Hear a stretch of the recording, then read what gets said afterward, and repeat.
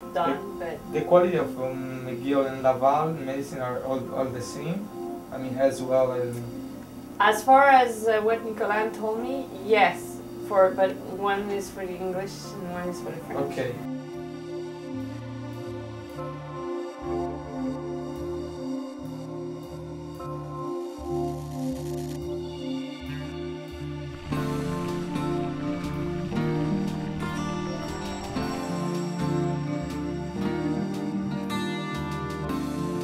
Bonjour, Sylvie Piché, conseillère d'orientation. Je travaille pour la commission scolaire Central Québec. Être une conseillère d'orientation, c'est d'abord être là pour les élèves, pour leur venir en aide sur leur carrière, leur choix de cours ou leur choix de programme éventuellement, mais surtout d'autres problématiques qui pourraient survenir puis nuire en fait à leur cheminement scolaire. Alors notre conseillère va aller voir les élèves pour parfois semer une petite graine, pour leur ouvrir l'esprit un peu à toutes les possibilités que la vie leur offre, que ce soit des choix de carrière, de profession. Donc en secondaire 2, 3, j'ai prépare à commencer à réfléchir à leur carrière future. Donc des petits questionnaires sur quel genre d'emploi il y a, quel genre d'intérêt va avec quel emploi. On parle aussi des cheminements en sciences pour le secondaire 3. Donc on le fait en secondaire 2. Secondaire 3, bien, on parle des maths qui s'en viennent en secondaire 4. Il y a 3 parcours de maths. Donc on explique qu'est-ce que ça implique et où ça va les mener. En secondaire 4, on commence à concrétiser davantage leurs projets pour le cégep. Parce qu'il ne faut pas oublier que secondaire 4, c'est l'année charnière pour l'inscription au cégep, parce qu'après ça, il y a un bulletin qui sort en secondaire 5, puis il faut qu'il applique.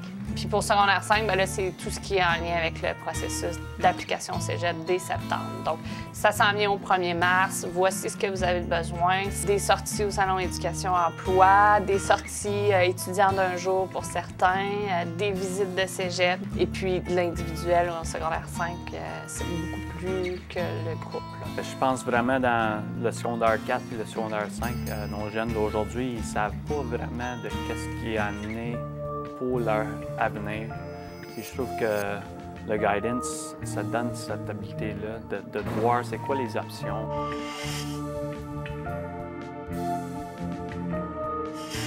C'est de voir il en est où et il veut s'en aller où. Donc, au niveau carriérologique, futur emploi. Fait qu'on analyse ses intérêts, ce qu'il aime, ce qu'il n'aime pas, tant à l'école qu'en dehors de l'école. S'il connaît les emplois, bien, le questionner, qu'est-ce qui l'amène à dire qu'il serait bon comme architecte ou si on a des tests qui ont été faits, bien, on regarde les tests pour essayer de voir. Puis s'il est dans secondaire 5, bien, ça veut dire c'est quoi le programme qui est le mieux adapté pour lui au cégep, qui va l'emmener vers l'université ou le DEP.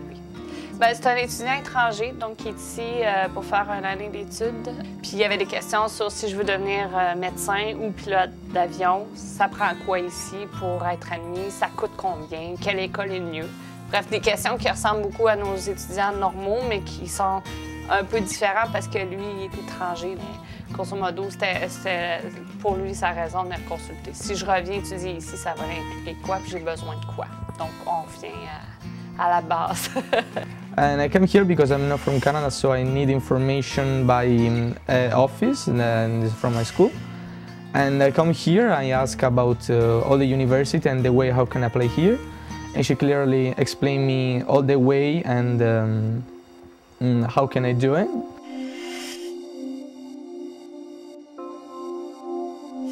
Quand un jeune vient cogner à ma porte, c'est d'abord pour savoir où je dois m'en aller ou qu'est-ce que j'ai besoin pour faire telle chose.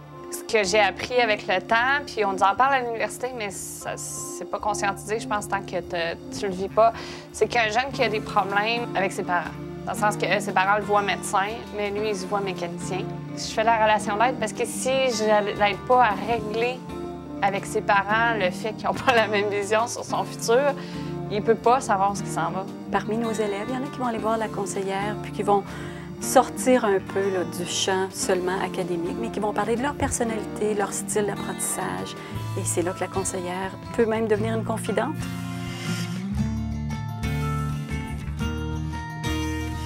Pour le personnel aussi, la conseillère est un membre de l'équipe qui va participer parfois à des formations en classe. Et notre conseillère est une personne ressource pour guider les enseignants lorsqu'ils essaient à l'intérieur de leur matière l'approche orientante.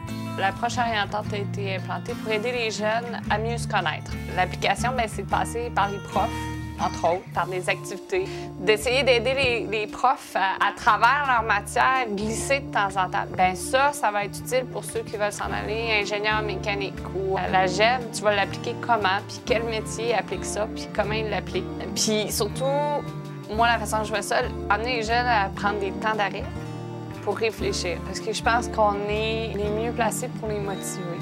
Mon expérience m'a démontré qu'un jeune qui sait à quoi se raccrocher pour après, à qui on permet de rêver, mais on s'entend, il n'est pas à 8 pieds dans les airs pour rêver, là, il est à 2-3 pieds. Donc, il y a la réalité qui reste collée pour s'assurer que les jeunes restent accrochés pour les bonnes raisons.